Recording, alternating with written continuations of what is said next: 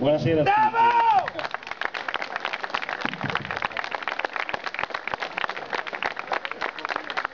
Sicuramente di incoraggiamento,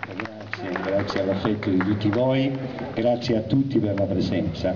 Un nuovo appuntamento con voi in questa campagna elettorale che ormai volge al termine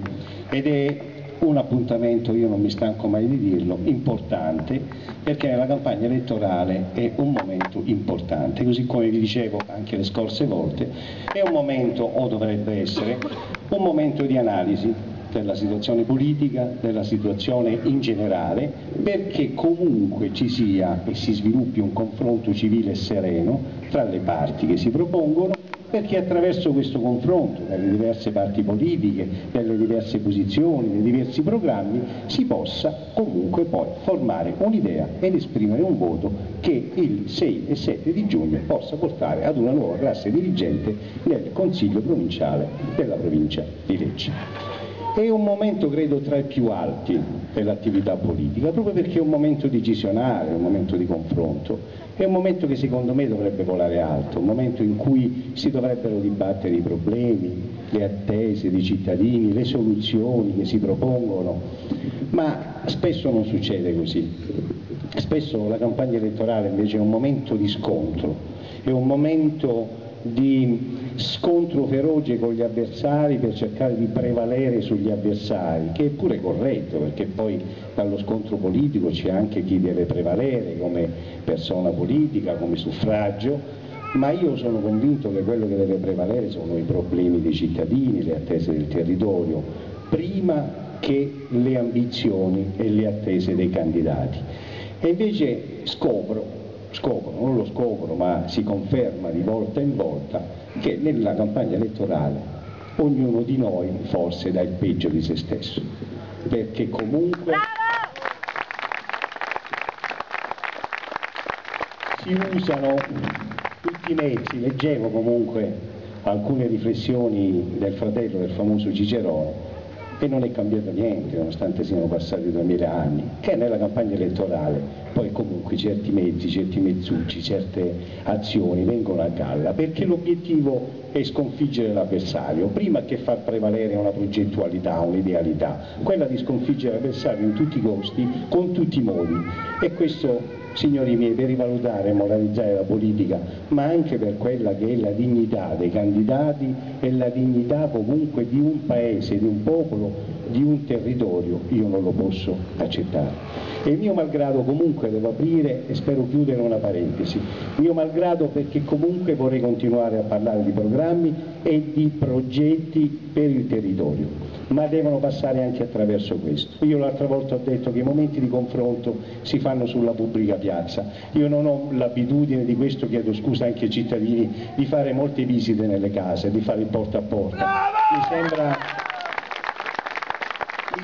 quasi, non è per superbia, non è per trascuratezza, non è perché non considero gli elettori, ma mi sembra certe volte di voler forzare quella che è la decisione del cittadino. Io credo che il cittadino poi si formi un suo pensiero liberamente, che esce fuori dal confronto, e poi siccome per me l'impegno politico è una parentesi, ci sono nella misura in cui servo ad una collettività, non ci sono quando la comunità ritiene che non ci debba essere, per cui serenamente accetto qualsiasi confronto della comunità e qualunque possa essere il risultato. E quindi non ho questa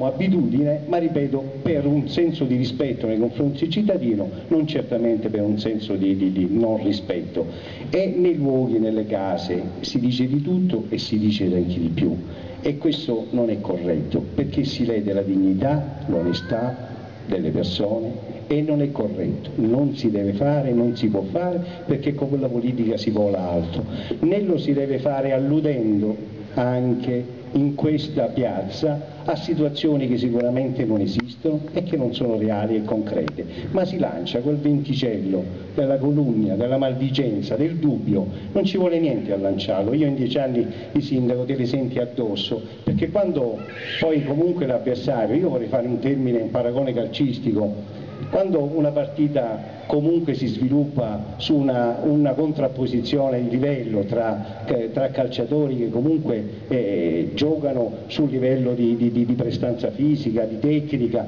di atleticità, come dire, allora tutti siamo appagati dal risultato, qualunque esso sia, sicuramente dal gioco. Quando poi invece c'è qualcuno che non riesce a competere, magari il difensore con l'avversario, allora ricorre ai mezzucci, agli sgambetti e a quant'altro, e questo non dovrebbe succedere nella politica, perché ripeto, il venticello della calunnia è un venticello sottile, ma quando lo si lancia raggiunge tutte le parti di una comunità, ingenera dei dubbi, e qualcuno mi diceva, che comunque era un esperto di diritto, che forse è il delitto peggiore che si possa fare, perché prima della morte fisica c'è anche la morte civile di una persona, e quindi bisogna essere attenti,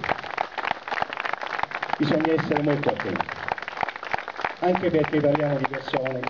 e le persone hanno una loro dignità, una loro onestà. E allora alcune cose vanno chiarite, perché voi possiate avere un'idea chiara di come è la situazione.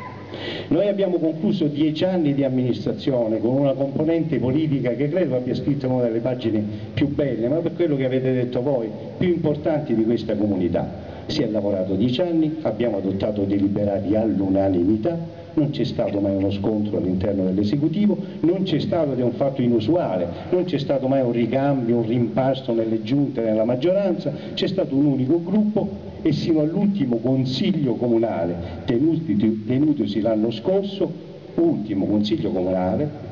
il mio vice sindaco disse che per lui sono stato un padre, e che il ruolo del padre spesso è difficile, perché sono i figli che fanno venire i capelli bianchi ai padri. Questo è stato detto pubblicamente e non tra quattro mura. Poi da lì invece, ed era quasi rottura fatta,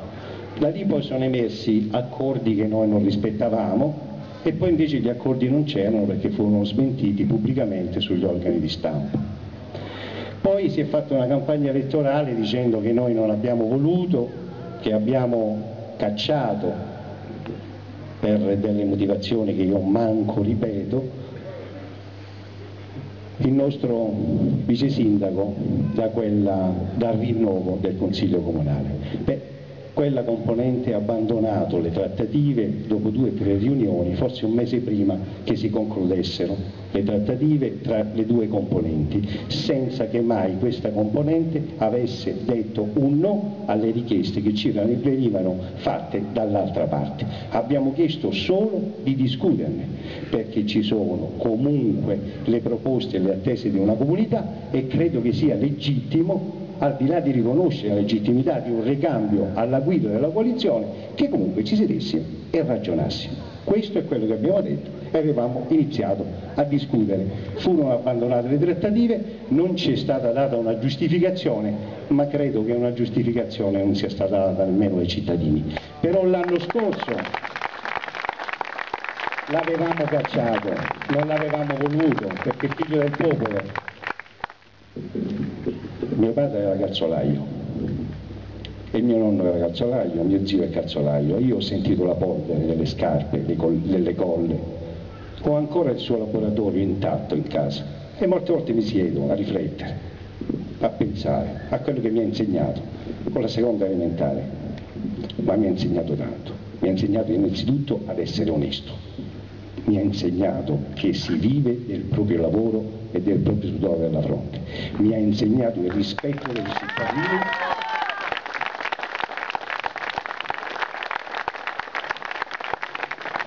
mi ha insegnato ad essere leale, e quegli insegnamenti io cerco di portarli ai miei figli, e con quegli insegnamenti io credo di aver condotto la mia vita, il mio lavoro, perché quanti di voi hanno visto il mio studio aperto sino a mezzanotte lavorando, e così abbiamo fatto quando facevamo amministrazione. Quante volte avete visto che la Giunta e anche altri amministratori sino a mezzanotte lavoravamo in comune per questo Paese, in modo onesto e disinteressato, così come mio padre mi ha insegnato e come credo i vostri padri hanno insegnato a voi, perché figli di questa terra, perché comunque persone oneste che hanno saputo lavorare in tempi difficili, magari emigrando in paesi diversi, rimanendo onesti sempre, laboriosi e vicini alla gente. Questo è il nostro insegnamento.